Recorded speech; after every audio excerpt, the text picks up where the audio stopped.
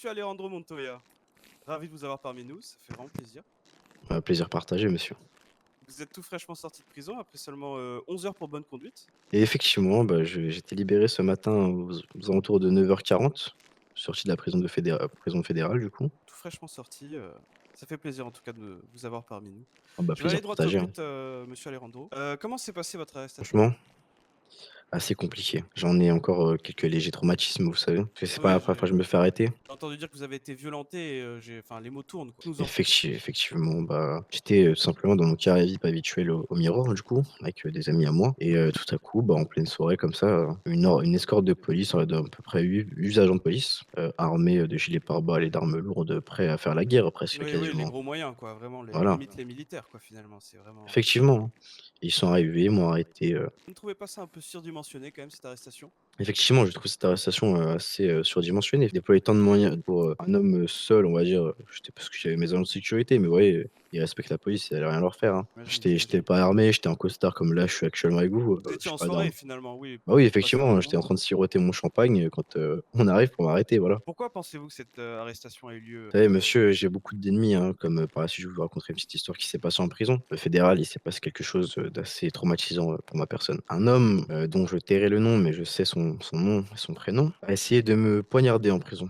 Monsieur Montoya, vous nous parlez d'agression en prison, mais qu'avez-vous à répondre de vos accusations? Accusé d'être le chef, le réfé de la Légion Noire. Je ne suis pas le réfé de la Légion noire, malheureusement pour certaines personnes qui pensent, voulaient que je le sois, mais je ne le suis pas effectivement, que je suis juste un simple homme d'affaires et patriarche, d'une famille, entre guillemets «en construction et en développement économique assez élevé». Mais non, je ne suis pas réfé de la soi-disant, Légion noire. Et vous m'auriez dit que la police aurait investi des millions de dollars dans une maison juste pour but de vous observer, vous et votre famille. Oui, effectivement, c'est ça, j'ai appris, que la maison juste en face de mon portail, du coup, était une maison achetée par la LSPD pour, dans le but de m'observer moi et ma famille. Vous m'aviez dit 210 millions de dollars, c'est ça? Oui, au lieu de s'attarder sur moi, je trouve qu'il devrait s'attarder sur les problèmes, de la drogue, qui circule en ville à cause des gangs, hein, monsieur, hein, vous savez, moi je suis juste un simple homme d'affaires Un fléau qui touche actuellement notre équipe avec Peter qui est addict à la cocaïne. mon père aussi était addict à la cocaïne, il en est mort d'ailleurs à cause de son addiction. Oh, quelque chose qu'on ne souhaite à personne.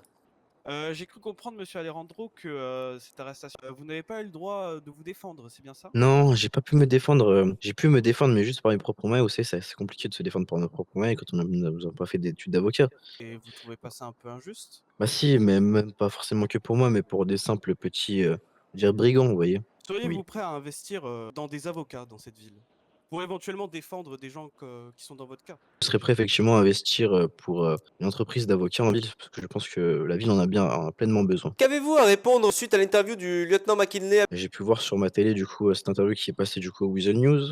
J'ai pas trop apprécié, qu'il m'affiche en public en me dénonçant de criminel, voilà. Parce que je ne suis pas un criminel, monsieur, je suis un homme d'affaires et aussi à propos de cet agent de police, monsieur 29. Il a fait preuve, devant moi d'irrespect envers moi et ma famille, en trouvant par les moyens des casiers judiciaires et leurs informations, de police, le numéro de ma sœur du coup. Il l'a pris et il m'a dit, je cite: «Je vais bien m'en occuper». Lors de notre dernière interview, vous nous aviez répondu que vous serez prêt à n'importe quoi pour protéger votre famille. Je vous repose la question aujourd'hui, monsieur Montoya. Jusqu'où vous seriez prêt à aller pour protéger votre sœur et votre famille?